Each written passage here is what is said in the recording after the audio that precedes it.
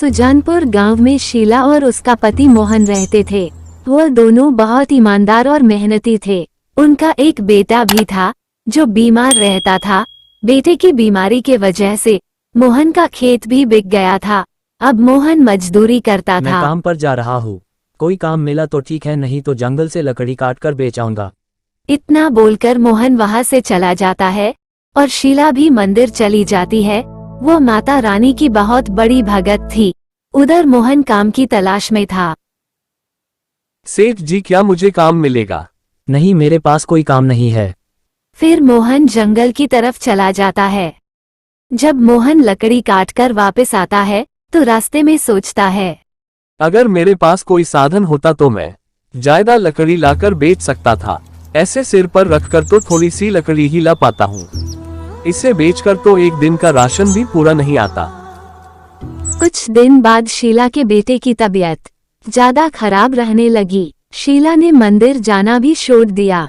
शीला घर में रहकर अपने बेटे की देखभाल करती। एक दिन मोहन घर पर नहीं था।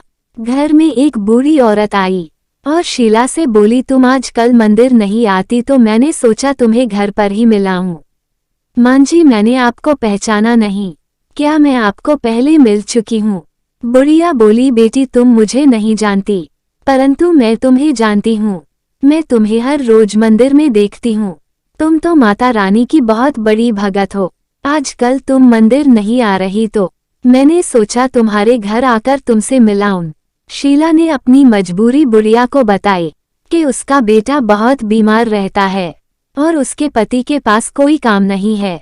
बुढ़िया शीला से बोली, बेटी चिंता मत करो, माता रानी सब ठीक करेगी। तुम 16 शुक्रवार के व्रत रखना शुरू कर दो, सब ठीक हो जाएगा। फिर वो बुढ़िया वहां से चली जाती है। अगले दिन ही शुक्रवार था। शीला सुबह उठी और नहाकर पूजा करने लगी। शीला ने 16 शुक्रवार व्रत रखने का प्रण किया। अब वो हर शुक्रवार व्रत रखती। जैसे जैसे दिन बीत रहे थे, शीला का बेटा ठीक हो रहा था और मोहन को भी लकड़ी काटकर लाने के लिए साधन मिल गया था। अब वो और भी ज्यादा मेहनत करता, घर के हालात भी सुधर रहे थे।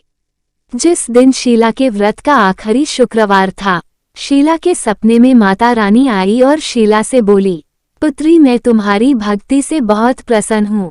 तुम्हारी हर मनोकामना पूरी हो। इतना सुनकर शीला उठकर खड़ी हो जाती है। देखती है कि शीला का बेटा अपने पैरों पर खड़ा है। वो बिल्कुल ठीक हो चुका था। शीला बहुत खुश थी। उधर मोहन ने भी ट्रैक्टर खरीद लिया था। शीला नहाकर जल्दी से मंदिर चली गई। माता रानी ने उसकी सब मनोकामना पूरी कर दी। अब वो हर शुक्रवार व्रत करती। माता रानी सबकी सुनती है। आप भी सच्चे दिल से माता रानी के आगे प्रार्थना करो।